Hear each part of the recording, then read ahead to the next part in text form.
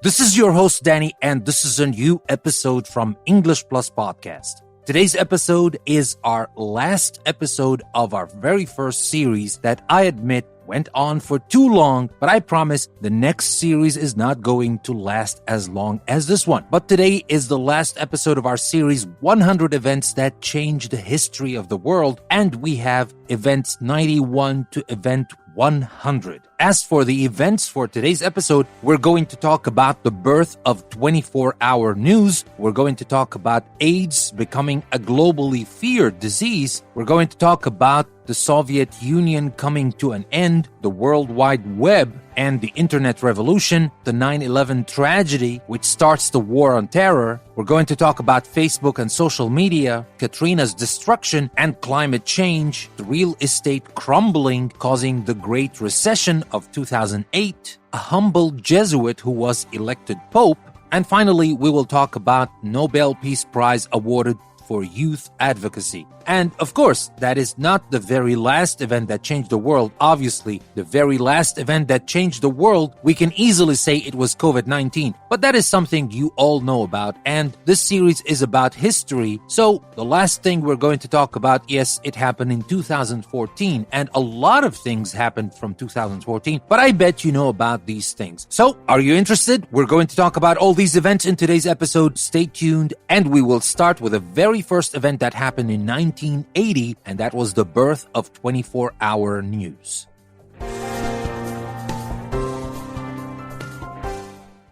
Well, that happened in 1980. Cable network news, or as everybody knows, as CNN, signed on as the world's first around-the-clock global news television station on June the 1st, 1980. Initially, the channel reached 1.7 million cable TV households, but it did not catch on right away. However, in 1986, its coverage of such stories as the explosion of the Space Shuttle Challenger and the rescue of 18-month-old Jessica McClure trapped in a well in Texas changed expectations for television news. CNN's ongoing coverage was the kind of live news that makes an emotional connection that goes deeper than logic and lasts well beyond the actual event. And I'm quoting here what the New York Times wrote in 1987. Although there had been televised reports from inside Vietnam, it wasn't until CNN broadcasts from inside Iraq during the opening hours of the Gulf War in 1991 that more than 1 billion viewers globally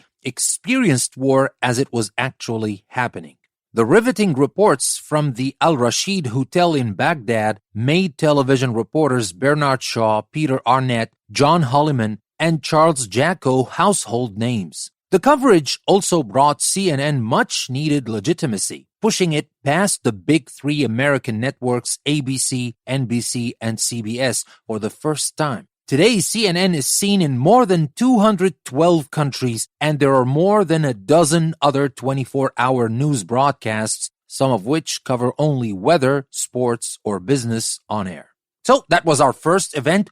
What about the next event, the event that happened after that? And that happened in 1981. We're going to talk about AIDS becoming a globally feared disease in 1981. In June 1981, the Centers for Disease Control published a notice of a deadly pneumonia that seemed to target gay men, calling it acquired immunodeficiency syndrome, or AIDS. By 1983, researchers had discovered HIV, or human immunodeficiency virus, the microbe that causes AIDS, an incurable condition that destroys the body's T cells, compromising the immune system and leaving victims helpless against a host of diseases.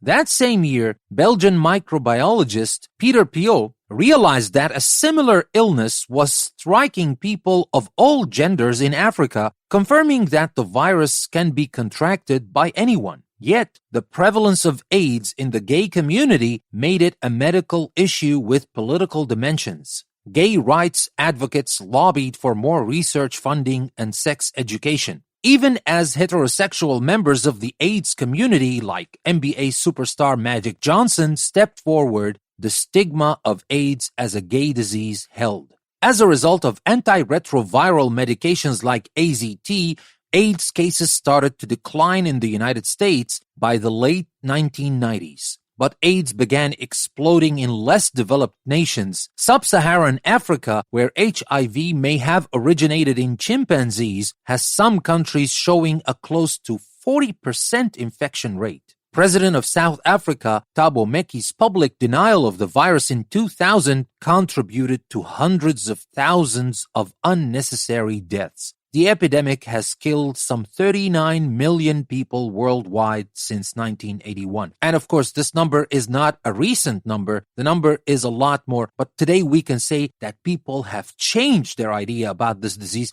that it is just a disease like anything else. And it is a disease we know how to protect ourselves from. It is not as scary as other diseases where we cannot easily protect ourselves from. So, that was our second event for today's episode. What about the third event for today's episode? And that is the end of the Soviet Union. That happened in 1991. Although the Communist Party of the Soviet Union, CPSU, was separate from the ruling government, its ideology dictated policy. The CPSU was not pleased when, in the 1980s, President Mikhail Gorbachev instituted his policies of perestroika or restructuring and glasnost or openness. Under perestroika, Russian citizens selected their own party representatives rather than those assigned to them by the party hierarchy. It also reduced the party's grip on the economy, even legalizing some private businesses. Glasnost allowed citizens to speak more freely and led Gorbachev to establish relationships with Western powers. In 1988, after he announced that all nations should be free to choose their own course without interference, the communist governments throughout the Soviet bloc fell. After desperately trying to oust him, the CPSU lost its hold over the government and military. Still, Gorbachev was forced to resign weeks before the Soviet Union dissolved on December 25, 1991. So that was our third event for today, and that was about the end of the Soviet Union. And now for our 94th event in the series, and that is the World Wide Web and the Internet Revolution. That happened also in 1991. The World Wide Web, created in the late 1960s, and one of the most significant advances in the development of the Internet, was released in 1991. British computer scientist Tim Berners-Lee invented the web when he needed a system to keep his files organized in a brain-like way. He designed software that created links among all related files on his computer and soon linked many computers so users could share files without a central database. He made the technology public in 1991 so that anyone with internet access could retrieve and contribute information. HTML, or Hypertext Markup Language, was invented as the code to link the files, and HTTP, or Hypertext Transfer Protocol, was created to move them in and out of the web. Since the web's debut, the number of internet users has rocketed from 600,000 to billions. Today, the web is a resource for information, allows online shopping, and is the basis for communication throughout the world. So that was our 94th event in the series. What about our 95th event? That is the 9/11 tragedy that starts war on terror. That happened in 2001. On September the 11th, 2001, members of Osama bin Laden's Al-Qaeda terrorist organization commandeered 4 airlines. They flew 2 into New York's World Trade Center and another into the Pentagon. The 4th crashed in a Pennsylvania field. More than 3,000 people were killed. Never had a terrorist attack taken so many lives on American soil. In response to 9/11, the United States and a coalition of allies, including Britain, Germany, and Afghanistan, launched the War on Terror, a military, political, and legal battle against terrorist organizations, including Al-Qaeda, the Taliban, and the governments that support them. In May 2011, after a 10-year manhunt, American special forces killed Osama bin Laden in Pakistan, a landmark in the war on terror, but not a conclusive victory since deadly terror strikes continue today. The war on terror has been mired in its own controversy. Drone attacks that killed civilians and prisoners tortured by the CIA, yet the war continues. Since 2014, a group known as Islamic State of Iraq and Syria, or ISIS, has emerged as a major threat. Well-funded and armed, it has become notorious for its videos of the beheadings of captured journalists, soldiers, and aid workers. The 2015 terrorist attack at the Paris headquarters of Charlie Hebdo had renewed fears that terrorist groups will increasingly attack Westerners in their homelands. And, unfortunately, the war on terror continues, and terror continues, and in my humble opinion, we still haven't found a solution for these problems. And maybe the solution should be done in a different way. But anyway, that was our 95th event that changed the history of the world. And now let's talk about the 96th event that changed the history of the world, and that has to do with social media and Facebook. Well, that's coming next, so don't go away. But let me remind you that English Plus Podcast is a free podcast. You can enjoy it as much as you want. But if you would like to support the show and support me, there are 2 links in the description of the episode that will take you to my Patreon page or to my Buy Me a Coffee page, where you can donate and contribute so that the show goes on. And the show must go on, and I will do my best to keep it going on. But your help will make sure that happens. Anyway, let's get back to our series, and let's talk about Harvard's social network that turns into global phenomenon. That happened in 2004.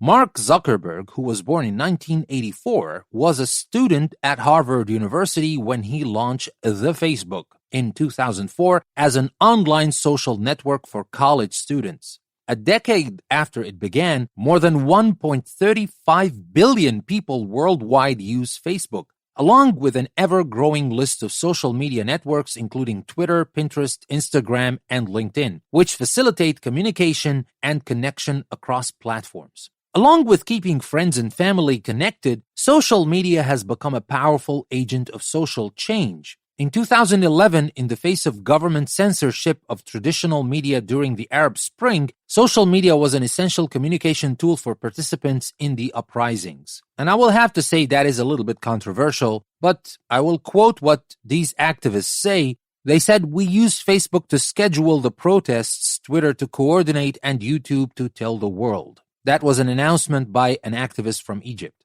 Anyway, back to social media. In 2014, a social media campaign pressured Nigerian President Goodluck Jonathan to take action against Boko Haram after it kidnapped 280 teenage girls with the intention of forcing them to be sex slaves.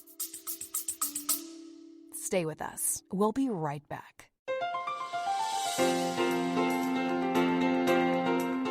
Looking to enhance your English skills while exploring a world of knowledge?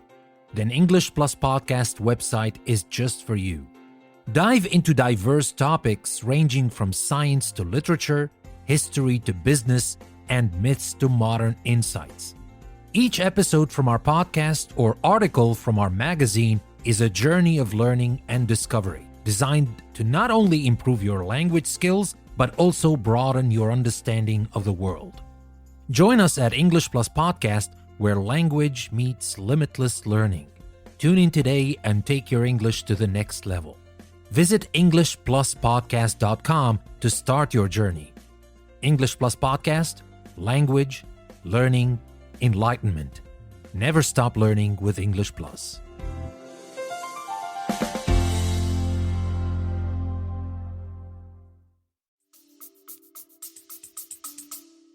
Yet the network's ease of use also allowed Osama bin Laden, ISIS, and other terrorist groups to use them as propaganda megaphones and recruitment tools. In some instances, governments have shut down access to the networks in the midst of social protests. Governments have also harnessed the power of social media for the benefit of their citizens. In the United States, the Department of Justice partnered with Facebook in 2011 on the Amber Alert program, a voluntary partnership between law enforcement agencies, broadcasters, transportation agencies, and the wireless industry that delivers urgent bulletins in the most serious child abduction cases. governmental health organizations, including the World Health Organization, the European Center for Disease Prevention and Control, and the United Nations, used Twitter and hashtags like hashtag Ebola to communicate information during the 2014-2015 Ebola epidemic. The 24-hour news cycle originally created by CNN has become incrementally faster, and stories like the British royal wedding announcement and the death of Osama bin Laden have first broken on social media. After the shooting of Michael Brown, an unarmed black man in Ferguson, Missouri in 2014, the photos and commentary shared on social media turned a tragic local story into a national debate about race relations in the United States. Today, no traditional media outlet, whether TV, radio, or print, can afford not to have a strong presence on these networks to share breaking news. While it is undeniable that these networks are a great advancement in human communication, I still believe that we should have strong regulations because, of course, there are a lot of benefits that are coming from social media, but there are a lot of damages as well. So we should weigh the damages against the benefits, and we can limit the damages if we want. But it is not easy. And this is a whole topic that I don't want to talk about now. In this series, we're just talking about events, whether good or bad or controversial, that changed the history of the world. And that was our event number 96. And now let's move to our event number 97 that has to do with climate change, and that has to do, of course, with Katrina. That happened in 2005. On August the 29th, 2005, Hurricane Katrina roared into the Gulf of Mexico as a Category 5 storm, one of the strongest the Gulf had ever seen, becoming one of the most devastating natural disasters in United States history. The images of New Orleans completely underwater were a wake-up call and, to many, an example of the greenhouse effect. In truth, Earth has long benefited from a natural greenhouse effect, the process by which atmospheric gases stop some of the radiation the Earth receives from the sun from escaping into space, which insulated the planet and kept its average temperature at about 60 degrees Fahrenheit. French mathematician Jean Fourier first explained the phenomenon in 1827, and in 1859, Irish physicist John Tyndall proved that gases like carbon dioxide, or CO2, could trap heat in the atmosphere. Later in 1896, Swedish chemist Svante Arrhenius figured out how much CO2 human activity was pouring into the atmosphere and suggested a connection between it and global warming, which is a gradual increase in the Earth's atmosphere that causes corresponding changes in climate. Today, most scientists agree that greenhouse gases are adversely affecting our atmosphere, that human activity is linked to Earth's warming temperatures, rising seas, more intense storms like Hurricane Katrina, and loss of polar ice. So that was event number 97. We still have 3 events to go. Don't go away and stay with me because we're going to talk about the Great Recession next, and that happened in 2008. Here we're going to talk about the real estate crumbling and causing the Great Recession in 2008. In the early years of the 21st century, easy credit fueled a global real estate bubble. When the real estate boom slowed, the banks that heavily invested in risky mortgage-backed equities began to teeter. And in September 2008, the investment bank Lehman Brothers went bankrupt. Financial institutions everywhere were threatened. Investors were shaken as global stock markets plummeted, international trade fell, credit tightened, and unemployment rose. Housing prices sagged, foreclosures soared, trillions of dollars of accumulated wealth vanished. The United States Federal Reserve injected more than $1 trillion into the economy. Congress passed $787 billion in stimulus spending, bailing out the auto industry and major banks, which had been deemed too big to fail. Federal authorities arrested Bernie Madoff, chairman of his own eponymous investment securities firm, accusing him of stealing some $50 billion from his firm's investors. His conviction and the details emerging from the mortgage industry revealed that many Wall Street bankers seemed to care only about lining their own pockets. In response, Occupy Wall Street sprang up in New York City in September 2011 using the slogan, "We are the 99%, to refer to income inequality in the United States. It raised questions about greed, corruption, and corporate influence. And unfortunately, that's not far from what's happening today.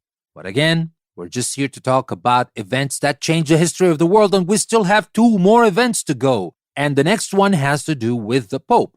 And that happened in 2013. After Pope Benedict XVI resigned in February 2013, citing waning physical and mental health, the papal conclave elected the Archbishop of Buenos Aires, Jorge Mario Bergoglio, as the 266th Pope. Taking the name Francis in honor of Saint Francis of Assisi, he has become known for his humility. Pope Francis set a new tone for the papacy, choosing to live in a modest guest house instead of the Vatican apartments, and choosing a silver piscatorial ring instead of gold. Francis has brought the papacy back into the public's attention, demonstrating the power of the leader of the world's 1.2 billion Catholics. Historically, the papacy was a powerful, large landowner and important power player in European politics. But since the French Revolution and the unification of Italy in the 19th century, it had lost much of its land and political power.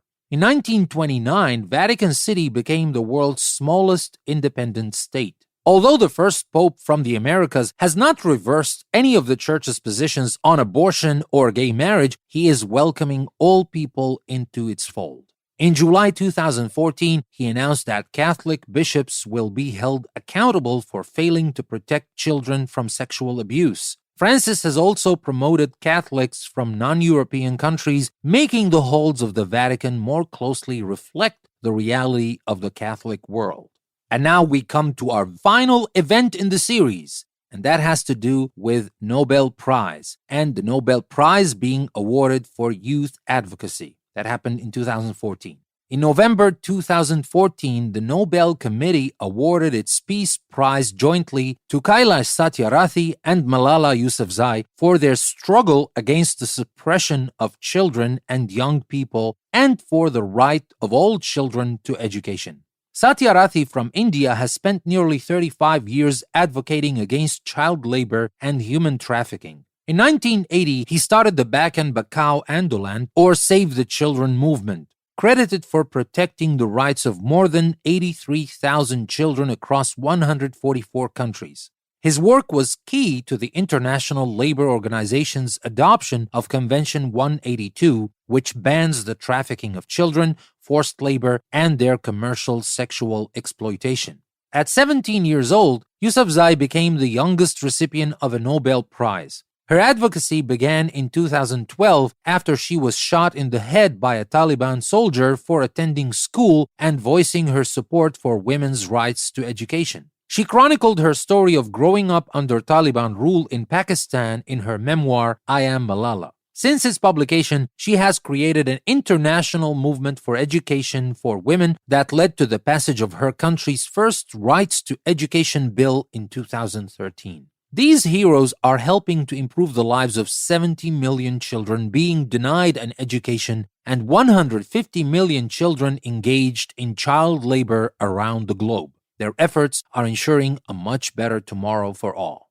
And as I told you earlier, of course, that is not the last event that changed the history of the world. And we can all know the last event that changed the history of the world is technically the COVID epidemic. But I have not included it here because I'm pretty sure you all know about it and you definitely don't want to hear more about it. But that was the last event in this series. And next week, we're going to start a new series, which I kind of started last year. And that is The Greatest Mysteries of the World. But I just started one episode, so I will play this episode again next week and we will continue from there and we will talk about 100 great events in the world starting from next week. But again, this is the last episode from our series, 100 Events That Change the World. I hope you liked today's episode and I hope you liked the series. And soon enough, I will bring all the series together in one place on the website and I will let you know when that happens so that you can go to the website and you can easily access all those 100 events and you can see them all in one place. But in the meantime, if you would like, you can search earlier episodes and go all the way back from episode 1 when we started talking about the very first event that changed the history of the world, all the way to today's episode and the 100th event. I hope you like that. This is your host, Danny. I would like to thank you very much. Don't forget that you can find a lot more learning opportunities, not only for your English and your knowledge. Take your English and knowledge to the next level by taking this link I left you in the description of the episode. That will take you to my website, EnglishPlusPodcast.com. And don't forget to support English Plus and support me on my Patreon page or buymeacoffee.com page. The links are in the description of the episode. That'll be everything for today. Thank you very much for listening. This is your host, Danny. I will see you next time.